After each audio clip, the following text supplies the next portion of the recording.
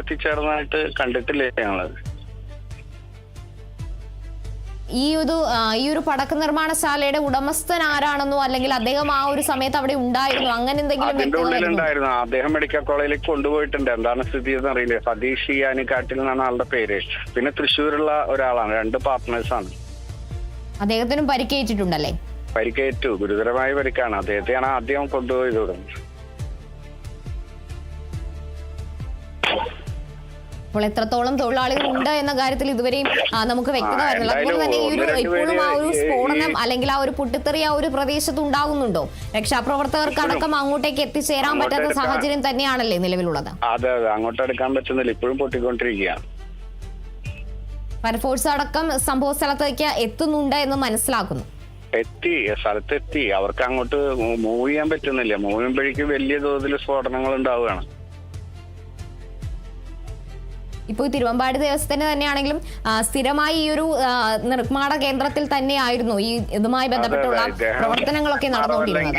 അതുപോലെ കാവശ്ശേരി, തൃശ്ശൂർ പൂരം, അങ്ങനെ വലിയ വൻകിട പൂരങ്ങളുടെ ഒക്കെ വെടിക്കെട്ടുകാരനാണ് സതീഷ്.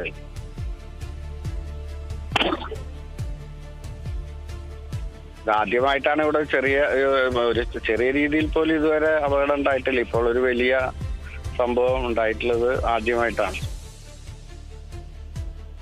ഉടനെ കേന്ദ്രം സ്ഥിതി ചെയ്തിരുന്ന സ്ഥലങ്ങളിലൊക്കെ വീടുകളൊക്കെ ഉണ്ടായിരുന്നു. ജനവാസ മേഖല തന്നെയാണോ ഈ ഒരു പ്രദേശം എന്ന് പറയുന്നത്? പാടാണ്. ഒരു ഭാഗത്ത് വീടുകളുണ്ട്, ഒരു 150ഓളം വീടുകളുണ്ട്. അതിനൊക്കെ ഒരുപാട് കേടുപാടുകൾ സംഭവിച്ചിട്ടുണ്ട്. വീട്ടിലെ ആളുകൾക്ക് ആർക്കും പരിക്കൊന്നുമില്ല.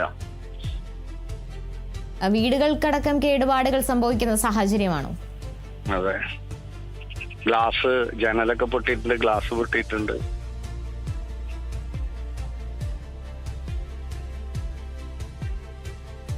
ഈ ഒരു സ്ഫോടന കേന്ദ്രത്തിൽ അല്ലെങ്കിൽ ഈ ഒരു സ്ഫോടനം സംഭവിച്ച കേന്ദ്രത്തിൽ ഇതുമായി ബന്ധപ്പെട്ട പൂരമൊക്കെ അടുത്തിരിക്കുകയാണ്. അപ്പോൾ നിർമ്മാണ പ്രവർത്തനങ്ങൾ രാത്രിയെന്നോ പകലൊന്നോ ഇല്ലാതെ പുരോഗമിക്കുന്ന സാഹചര്യമായിരുന്നു ഉണ്ടായിരുന്നത്. അതെ അതെ അതെ അതെ, ആ രീതിയിൽ അതിന്റെ ഒരു ധൃതി ഈ ഇത്തരം ഒരു അപകടത്തിന് കാരണമായിട്ടുണ്ടാവാം.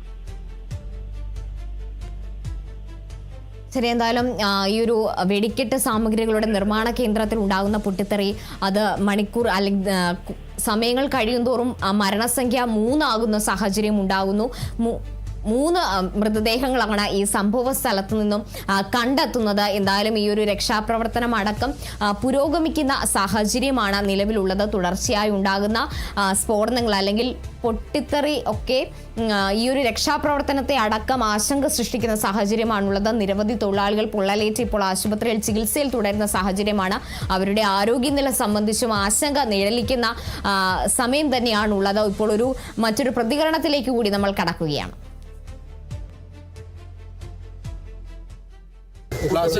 പൊട്ടിത്തീർന്നാൽ മാത്രമേ കണ്ടിടത്തോളം ആരും സ്ത്രീകളെ കണ്ടില്ല. സ്ത്രീകളുണ്ടെന്ന് പറയണം. സ്ത്രീകളുടെ കാര്യം ഇതുവരെ ഒന്നും അറിയണം.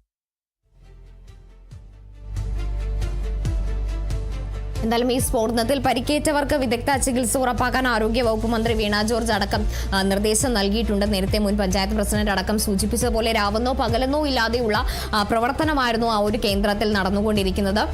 കൂടാതെ തന്നെ പുറത്തു നിന്നുള്ള തൊഴിലാളികളടക്കം, അതിഥി തൊഴിലാളികളടക്കം ഈ ഒരു സംഭവ സമയത്ത് ഈ ഒരു പടക്ക നിർമ്മാണശാലയിൽ ഉണ്ടായിരുന്നു എന്നതാണ് കരുതുന്നത്. നടക്കുള്ള കാര്യങ്ങളായിരുന്നു അദ്ദേഹവും പങ്കുവച്ചത്. അതിനാൽ തന്നെ എത്രത്തോളം തൊഴിലാളികൾ ആ ഒരു സമയത്ത് ഉണ്ടായിരുന്നു എന്ന കാര്യത്തിൽ കൃത്യമായ കണക്ക് പുറത്തേക്ക് വരുന്നില്ല. ഏകദേശം 40ഓളം പേർ അല്ലെങ്കിൽ 45ഓളം പേർ ആ ഒരു സംഭവ സമയത്ത് ആ തൊഴിലാളികൾ ആ ഒരു കേന്ദ്രത്തിൽ ഉണ്ടായിരുന്നു എന്ന് തന്നെയാണ് മനസ്സിലാക്കുന്നത്. ഈ ഒരു ചൂടായിരിക്കാം ഇത്തരത്തിലൊരു സ്ഫോടനത്തിലേക്ക് അടക്കം കലാശിക്കാൻ ഇടയാക്കിയ സാഹചര്യം എന്നാണ് മനസ്സിലാക്കുന്നത്. വർഷങ്ങളായി പ്രവർത്തിച്ചു വരുന്ന പടക്ക നിർമ്മാണശാലയാണ്. അതിനാൽ തന്നെ ആദ്യമായാണ് ഇത്തരത്തിലൊരു ദുരന്തം ഉണ്ടാകുന്നത്. ആ ദുരന്തത്തിൽ 3 മരണം സ്ഥിരീകരിക്കുന്ന സാഹചര്യം, നിരവധി പേർക്ക് പരിക്കേൽക്കുന്നു.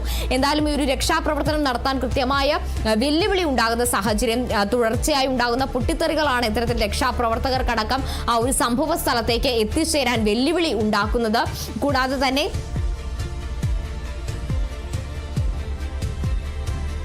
ഇപ്പോൾ മുണ്ടത്തിക്കോട് പഞ്ചായത്ത് മെമ്പറായ ജോയ് കൂടി ചേരുന്നുണ്ട്. ജോയ്, ഇപ്പോൾ നിലവിലെ സാഹചര്യം അവിടെ എങ്ങനെയാണ്? രക്ഷാപ്രവർത്തനം അടക്കം ഏത് രീതിയിലാണ് പുരോഗമിക്കുന്നത്? ഈ തൊഴിലാളികളുമായി സംബന്ധിച്ച വിവരങ്ങൾ പുറത്തേക്ക് വരുന്നുണ്ടോ? അവിടെ 40ഓളം പേർക്ക് പരിക്ക് പറ്റിയിട്ടുണ്ടെന്നാണ് അറിഞ്ഞത്. അതുപോലെ തന്നെ 3 മരണം കൂടി സ്ഥിരീകരിക്കുന്ന സാഹചര്യമില്ല. അപ്പോൾ ആ തൊഴിലാളികളെ സംബന്ധിച്ചുള്ള വിവരങ്ങൾ ലഭ്യമാകുന്നുണ്ടോ? അവിടെ അതൊരു പാടത്തിന്റെ അരിയിലാണ് അത് ഉണ്ടാക്കിയത്. സതീഷ് എന്ന് പറഞ്ഞ ആളുടെയാണ് ഞങ്ങളുടെ സർവീസ് ബാങ്കിൽ നിന്ന് ലോണൊക്കെ ഉള്ളത്. അവര് തൃശ്ശൂർ പൂരത്തിന് വെടിക്കെട്ട് ഇത് നടത്തുന്നതേ വേണ്ടി എടുത്തിട്ടുള്ളതാണ്. അതിന്റെ മരുന്നാണ് പൊട്ടിച്ചത് എന്നാണ് അറിഞ്ഞത്.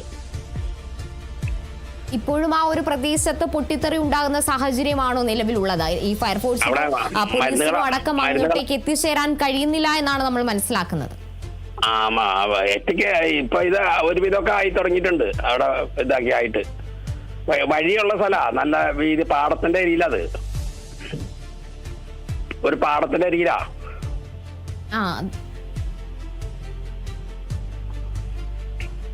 ആ ഒരു സാഹചര്യം നമ്മൾ നേരത്തെ ദൃശ്യങ്ങൾ അടക്കം നമ്മൾ കണ്ടതാണ്. പുക ഉയരുന്ന സാഹചര്യം, ഈ ഒരു തീ നിയന്ത്രണ വിധേയമാക്കാനൊക്കെ ഉള്ള ശ്രമങ്ങൾ ഇപ്പോൾ പുരോഗമിക്കുന്നുണ്ടോ? തീയ കണക്കാറായിട്ടുണ്ട്.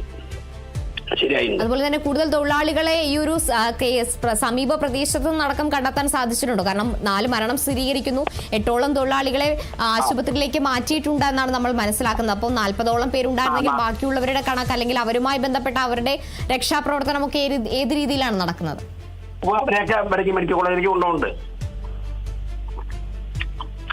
എല്ലാവരെയും രക്ഷപ്പെടുത്താൻ അല്ലെങ്കിൽ ആശുപത്രിയിലേക്ക് മാറ്റാൻ സാധിച്ചിട്ടുണ്ട് എന്നാണോ താങ്കൾ ഉദ്ദേശിക്കുന്നത്? മാറ്റാൻ സാധിച്ചിട്ടുണ്ട്. ശരി, എന്തായാലും ഏറ്റവും ഒടുവിൽ ഈ ഒരു വെടിക്കെട്ട് സ്ഫോടനം ഉണ്ടായതിനു ശേഷം 4 മരണം ഉണ്ടാകുന്നു. നേരത്തെ നമ്മൾ റിപ്പോർട്ട് ചെയ്യുമ്പോൾ 3 മരണം എന്നത് ഇപ്പോൾ 4 മരണത്തിലേക്ക് എത്തുന്നു എന്നതാണ് ഏറെ ആശങ്ക. അതുപോലെ തന്നെ നിരവധി തൊഴിലാളികൾ ഇപ്പോൾ ആശുപത്രിയിലേക്ക് മാറ്റിയിട്ടുണ്ട്. ഏകദേശം എല്ലാവരെയും ആശുപത്രിയിലേക്ക് മാറ്റാൻ സാധിച്ചിട്ടുണ്ട് എന്നൊരു വിവരം കൂടി ഈ മെമ്പർ നമ്മളോട് പങ്കുവെക്കുമ്പോൾ അതിൽ എത്രത്തോളം സ്ഥിരീകരണമുണ്ട് എന്ന് നമുക്ക് വ്യക്തമല്ല. എന്നായാലും ഇപ്പോൾ 4 മരണം സ്ഥിരീകരിക്കുകയാണ്. ഈ സ്ഫോടനവുമായി ബന്ധപ്പെട്ട പരിക്കേറ്റ വരെ ഇപ്പോൾ ആശുപത്രിയിലേക്ക് അടക്കം മാറ്റിയിട്ടുണ്ട് എന്നാണ് നമ്മൾക്ക് അറിയാൻ സാധിക്കുന്നത്. പരിക്കേറ്റവർക്ക് വിദഗ്ധ ചികിത്സ ഉറപ്പാക്കാൻ തന്നെയാണ് ആരോഗ്യ മന്ത്രാലയത്തിനടക്കം നിർദ്ദേശം നൽകുന്ന സാഹചര്യം ഒരുക്കിയിട്ടുള്ളത്. കൃത്യമായ രക്ഷാപ്രവർത്തനം തന്നെ പുരോഗമിക്കുന്ന സാഹചര്യമാണ് നിലവിലുള്ളത്. നിരന്തരമായി ഉണ്ടാകുന്ന പൊട്ടിത്തെറികൾ അടക്കം ആശങ്ക സൃഷ്ടിക്കുന്നുണ്ടെങ്കിലും രക്ഷാപ്രവർത്തകർക്ക് സ്ഥലത്തേക്ക് കൂടുതൽ എത്തിച്ചേരാൻ സാധിക്കുന്നു എന്നതാണ് ഒരു ആശ്വാസമായി മാറുന്നത്. തീയടക്കം നിയന്ത്രണ വിധേയമാക്കാനുള്ള ശ്രമങ്ങളടക്കം ഫയർഫോഴ്സിന്റെ ഭാഗത്തു നിന്ന് പുരോഗമിക്കുകയാണ്.